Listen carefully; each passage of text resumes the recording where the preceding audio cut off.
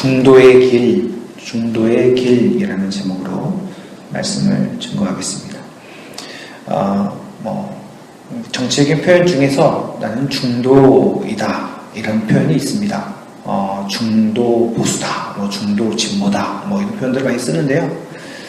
그런 표현들을 쓰는 이면에 어떤 마음이 있느냐면, 좌로나 우로나 생각이 어느 쪽으로 치우치지 않고 나는 딱 중간의 입장에서 모든 것을 바라보고 있다, 이런 표현을 쓰는 것입니다. 그 저변에 어떤 마음이 있냐면, 가장 객관적으로 그리고 가장 합리적으로 상황을 보고자 하는 마음이 있는 것입니다. 뭔가 눈앞에 펼쳐진 아웅다웅하는 인간사를 바라보면서 그것과 좀 더 떨어진 입장에서 좀 더 진리에 가까운, 또 정의에 가까운 뭔가 어떤 죄된 입장이나 어떤 개인적인 기준에 보았을 때 어떤 죄된 입장이나 선의 입장이나 이런 판단을 떠나서 가장 합리적이고 정의로운 생각 가운데서 바라보고 싶다 하는 그런 마음들이 있는 것입니다. 사람의 생각들을 표현하다 보면 과연 그것이 가능한가 이렇게 이야기를 하죠. 국정교과서 문제로 참 여러 가지 역사에 관한 인식들에 대해서 많은 생각들의 발전들이 있었던 것 같습니다. 이 역사를 배울 때 한 가지 전제가 있습니다. 지나간 과거를 돌이켜 볼 때 이미 시간적으로 지나간 일을 다시 끄집어내서 이야기를 하게 될 때 과연 객관성이라는 것이 존재할 수 있겠는가? 심지어는 제가 눈앞에서 어떤 사건을 보았는데 제가 직접 본 증인임에도 불구하고 나중에 어디선가 이 사건을 다시금 설명하게 될 때 과연 내가 눈으로 직접 본 것만큼 가장 객관적으로 본인이 설명함에도 불구하고 가장 사심없이 명확하게 전달할 수 있겠는가? 불가능하다는 것입니다. 그래서 역사를 공부할 때 전제가 무엇이냐면 그 역사를 기록한 사람이 어떤 사람인가를 공부를 합니다. 그래서 이 사람이 어떤 성향을 가진 사람인가, 이 사람이 무엇을 전공한 사람인가, 또 이 사람의 인생이 어떠한 인생이었는가를 공부를 해요. 그래서 이 사람의 인생관, 가치관이 이 역사를 해석하고 판단하는 데 반드시 영향력을 주었을 것이라고 생각을 하는 것입니다.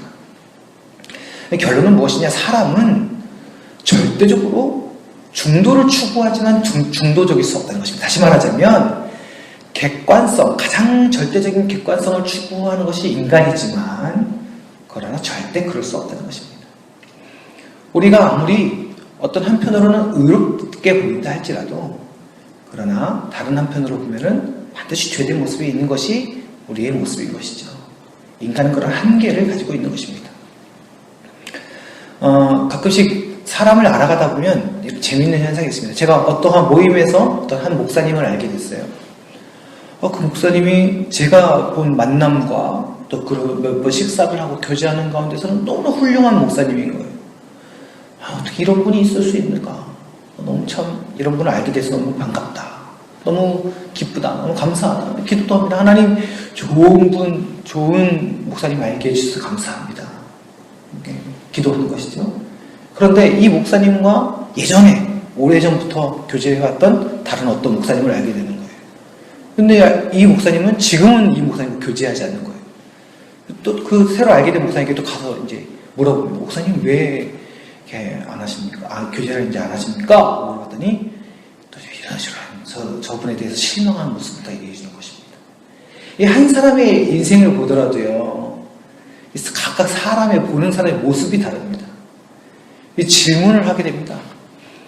정말 사람의 인격과 어떤 한 사람의 존재를 놓고서도요, 이 절대적인 모습을 발견할 수가 없습니다. 그렇죠? 그러면 또 우리 생각하게 되잖아요. 내가 본 모습에 비하면 과연 저 목사님께서 해석하신 모습은 정말 진리일까? 사실일까? 이런 모습들을 보게 되는 것입니다. 본의 아니게 일선에서 큰 단체를 운영하는 여러 목사님들의 이야기를 듣게 됩니다. 저는 왜 자꾸 저는 별것도 아닌 사람인데 뭐 자꾸 그런 분들의 얘기를 듣게 되나 모르겠어요. 참 하나님께서 이렇게 큰 엄청난 단체를 세우시고 이분을 사용하고 계시는데 그 내면에 들어가 보면 그 목사님의 사역하는 방식과 물질에 관한 가치관과 자기의 친밀한 동역자들 대하는 태도들과 이런 것들을 보면요, 말도 안 되는, 이건 이건 신고해야 되는 것이 아닌가 싶을 정도로 엄청나게 비인격적이고 폭력적인 모습들을 듣게 되었습니다. 참 정말 하나님 앞에 질문하게 되더라고요. 하나님, 이게 뭡니까? 이게 무슨 일입니까? 어떤 한 선교단체에 최근에 있었던 일인데요. 지금 교회 안에서 일어났던 일입니다. 선교단체에서 한 선교사님이 한 선교단체에 아주 이름 있는 선교단체입니다. 거기서 아주 지도자격으로 있고 오랜 시간 선교해서 많은 사람들의 칭찬과 존경을 받는 선교사님이 알고 보니 선교지에 온 한 자매를 오랫동안 성적으로 건드렸던 그런 일이 드러났습니다. 그래서 한국에서 그걸 알게 된 몇몇 어떤 또 큰 교회에서 그 자매를 정신적으로 치유하는 것에 모든 금액을 다 지원하고 공개적으로 그 단체에 서한을 보내서 이 일에 대해서 제대로 치리하고 공개적으로 사과하지 않으면 한국교회에서 모두 다 오픈하고 당신들이 모임이 깨지던 말도 상관없이 정의를 추구하겠다. 완전 이런 문제들이 있습니다. 수위에 드러나지 않은 문제들입니다. 도대체 하나님, 이 교회마저 이러면 도대체 의의가 어디 있습니까? 하나님, 도대체 사람이란 어떠한 정의, 진리를 추구하시는 것입니까? 예수 믿는 자들까지도, 하나님을 믿는다는 교회마저도 이런 일이 벌어지면 도대체 하나님, 우리가 무엇을 의지해야 됩니까? 이런 질문들을 하게 됩니다. 한계가 있는 것이죠, 인간에 대한. 절망을 보게 되는 것입니다. 우리가 어디에 소망을 두고 있는가 다시금 질문하면서 하나님 앞에 진정한 진리의 길, 다시 말하자면 그 중도라 표현하면서 가장 객관된 정의를 추구하는 우리에게 있어서 정말 그것이 가능한가, 이런 질문들을 다시금 하면서 하나님, 우리가 어디를 바라봐야 됩니까? 이런 질문들을 결국 하게 되는 것입니다. 오늘 본문이 우리들에게 그것을 설명하고 있죠. 15절부터 보시면 재미있는 인간사를 이야기하고 있습니다. 의로운 자가 그 의로움으로 한계를 경험하는 것이죠. 우리의 머릿속에는 의로움에 대한 기준이 있잖아요. 잘 돼야죠. 착한 사람이 잘 돼야 되잖아요. 드라마를 보면서도 우리 소망이 뭡니까? 착한 주인공 잘 돼야 되잖아요. 15절에 보니까 자기 의로움에도 불구하고 멸망하는 의인이 있고 자기의 악행에도 불구하고 장수하는 의인이 있다. 이런 인간 사이의 이 불합리함, 앞뒤가 맞지 않는 이러한 모습들을 보면서 중도를 추구하고 의를 추구하는 우리의 모습으로 볼 때는 이해가 되지 않는 모습인 것입니다. 예전에 어떤 시트콤이 시리즈로 이제 방영이 됐었어요. 시트콤 하면은 막 하루 일상에 벌어지는 즐거움을 가지고 코믹하게 재미있게 이렇게 꾸며서 나오는 짧은 드라마지 않습니까? 한 편당 30분 이렇게 하는 그런 드라마였는데 너무너무 재밌는 거예요. 너무너무 즐겁게 인생을 표현했습니다. 근데 이 시트콤이 유행이 관심을 갖게 됐던 이유가 무엇이냐면 마지막에 주인공들이 죽어요. 네? 막 그렇게 재미있게 표현되어졌던 주인공이 갑자기 한 명이 암 걸려서 죽고 갑자기 교통사고로 죽고 그렇게 행복하길 바랬던 여자 주인공이 사고로 죽고 그런 것입니다. 아니 그렇게 시트콤으로 즐겁게 방청객들, 시청자들 그렇게 즐겁게 해줘놓고는 마지막에 그 주인공들이 죽으니까 이게 너무 허무한 거예요. 사람들이 너무 마음이 무너지고 허무하니까 막 난리가 났었습니다. 근데 그 PD가, 연출자가 이렇게 얘기했습니다. 왜 이렇게 표현하느냐면 그렇게 인생이라는 것이 기쁨이 있고 즐거움도 있지만 그러나 인간 사이에는 인간이 이해할 수 없는 괴로움과 아픔이 있다는 것을 표현하고 싶었다는 것입니다. 그것이 바로 우리의 한계인 것이죠. 인간이 가지고 있는 한계. 의로움을 얘기한다 할지라도 인간의 의의는 한계를 가지고 있습니다.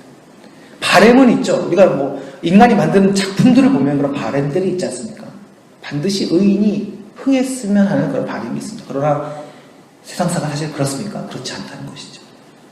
그렇다면 진정한 중도, 진정한 의, 진정한 객관성이 무엇이냐? 인간 자체로서 그런 것은 존재하지 않습니다. 오직 진정한 의는 아버지 하나님이신 줄 믿습니다.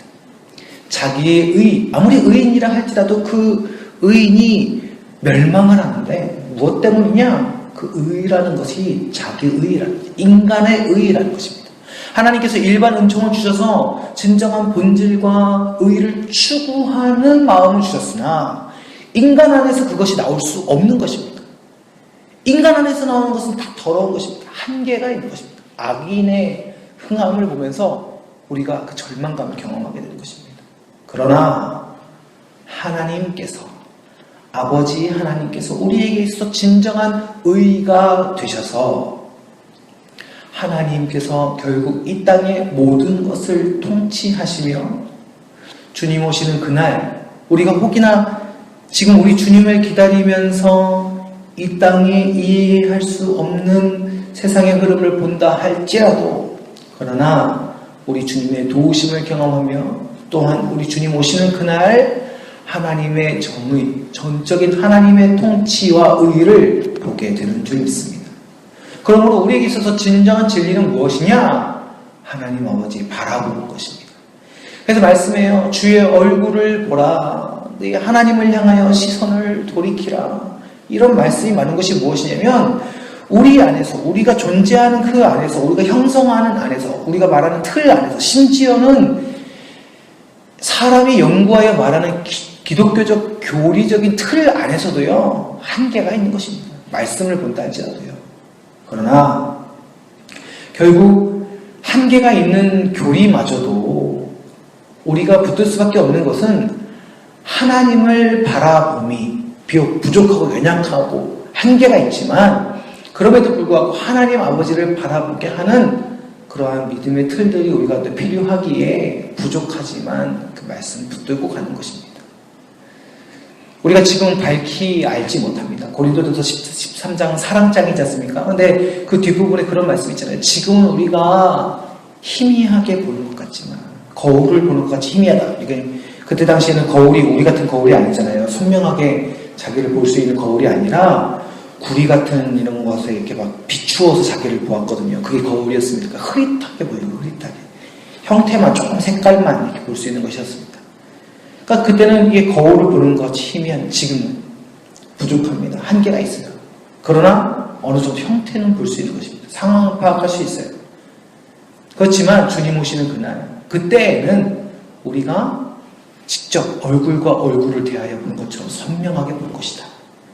이게 얘기하고 있지 않습니까? 지금은 한계가 있습니다. 그러나 말씀으로 하나님의 하나님 되심 그리고 구원하심을 우리들에게 주시고 그 핵심적인 진리의 말씀들을 교리들을 말씀을 통해서 깨닫게 되어지고 그것을 붙들고 나아갈 때 하나님의 통치하심과 하나님의 하나님 되심을 붙들고 나아갈 때 우리는 비로소 한계가 있지만은 그러나 진리에 가깝게 그리고 하나님을 바라보는 그 은혜 가운데 살아가게 되는 줄 믿습니다. 결국 저는 그러한 기준들을 많이 생각하게 됩니다. 결국 이 일이 얼마나 하나님을 바라보게 하는가, 얼마나 하나님을 알게 하는가, 이 가치관이 가장 우리에게 있어서 중도요, 표현하자면 그럴까요? 중도요, 좀 더 주제로 들어간다면 진리에 가까운 것이라 생각합니다. 하나님만이 진리이시고 하나님만이 길이신 것입니다. 지혜를 구하지 않습니까? 19절에 보니까 지혜가 지혜자를 성악 가운데 서 있는 10명의 권력자들보다 더 능력이 있게 하느니라. 지혜가 지혜자를 능력이. 그러니까 지혜자, 지혜롭게 행하는 사람 그 자체가 지혜가 아니라 또 다른 지혜 그 자체를 객관화시켜서 얘기하고 있습니다. 그것이 바로 하나님이요 우리에게 있어서 주어진 하나님을 알게 하는 지식, 그 복음의 은혜인 줄 믿습니다. 사랑하는 성도 여러분, 우리가 또 오늘도 이 세상을 살아가면서 여러 가지 가치관 속에서 우리는 살아가게 될 것입니다. 그러면 직장에 들어가면 직장 안에서의 어떤 룰이 있잖아요. 가치관이 형성되어 있습니다. 가정 가운데서는 가정 안에서의 어떤 룰이 있습니다. 그렇죠? 작은 규칙들을 통해서 어떤 가치관이 형성되어져 있습니다. 그러나 우리가 가지고 있는 모든 세상의 룰보다, 가치관보다 더 큰 진리, 더 큰 은혜의 가장 객관적인 중도의 길은 우리 아버지 하나님인 줄 믿습니다. 하나님을 신앙하고 하나님을 사랑하며 하나님의 뜻을 구하는 것, 그것이 바로 진리에 가장 가까운 것입니다. 연약한 우리들에게 말씀을 주시고 하나님 알게 하신 그 지혜를 우리가 깨닫길 간절히 소망합니다. 그러므로 다 우리가 살아가면서 해야 될 질문 한 가지는 한 걸음 한 걸음 걸어가면서 주님, 이것이 맞습니까? 주님, 어제 출근했던 오늘의 직장이지만 이곳에서 오늘 주님께서 주시는 부르심은 무엇입니까? 질문하는 것입니다. 하나님, 내가 늘 1년 365일 살아가는 우리 가정이지만 오늘 이 가정 가운데 하나님의 부르심은 무엇입니까? 질문하는 것입니다. 하나님이 침묵하시는지 몰라도 그렇게 물어보고 기도하는 성도의 기도를 사용하시는 줄 믿습니다. 주일날 오후에 이재용 목사님 말씀하신 거 기억하시죠? 침묵의 소리. 침묵인데 어떻게 소리가 납니까? 말씀에 세미한 음성이라고 그랬는데 우리의 눈으로 보기엔 침묵하시는 것처럼 보이고 잠잠하신 것처럼 보이지만 하나님은 하나님의 일을 묵묵히 행해 가시는 줄 믿습니다. 그것을 믿고 의지하면서 우리 주님 바라보며 믿음으로 동행할 때 그 성도의 삶이 그 하나님의 일하심이 되는 것입니다. 사랑하는 성도 여러분, 오늘도 우리가 주 예수 그리스도의 말씀 붙들고 하나님을 바라보며 나아갈 때 주님께서 우리에게 중도의 길, 참 진리의 길 걷게 하시는 줄 믿습니다. 오늘도 그리함으로 하나님의 은혜를 증거하고 하나님의 살아계심을 증거하는 빛된 삶을 사시는 믿음의 성도의 모두 되시기를 주님의 이름으로 간절히 축원합니다. 기도하겠습니다. 주님, 의인이어도 그 의로 손해를 입고 멸망하기도 하고요. 정말 천인공노할 악인인데 이 땅 가운데서 승리한 것처럼 보이기도 합니다. 주님, 우리의 눈으로는 하나님 이해할 수 없는, 정말 하나님이 계신가 싶을 정도의 억울한 것들도 참 많습니다. 주님, 그러나 세상의 이치가 이 세상의 진리가 될 수 없음을 우리가 압니다. 주님, 이 땅의 참 진리는, 이 땅의 참 정의는, 이 땅의 참 중도는 왕 되신 하나님 바라보는 것인 줄 믿습니다. 하나님께서 이 땅을 통치하시고 하나님께서 이 역사를 주관하실진데 우리가 이해할 수 없는 세상사 바라보지 아니하고 이 모든 것을 주관하시고 주인 되시는 아버지 하나님 바라보게 하여 주시옵소서. 하나님, 이 땅을 주님을 안다고 해서 이 땅을 또 다 이해할 수 있는 것은 아니지만 그러나 하나님의 뜻을 알게 될 때 우리가 어떻게 살아가야 할지를 알게 될 것이고 왜 절망하지 않아야 되는지를 알게 되는 줄 믿습니다. 주님 오시는 그날 모든 것을 밝히실 때에 그 참 하나님 온전히 참미할 수 있도록 주님, 우리가 오늘 하루를 살아가는 가운데 우리 주님 온전히 바라볼 수 있도록 인도하여 주시옵소서. 주님, 오늘도 주를 붙들 수 있는 힘과 지혜 허락하여 주실 줄 믿사오며 우리의 구주이신 예수 그리스도의 이름으로 간절히 기도드립니다. 아멘.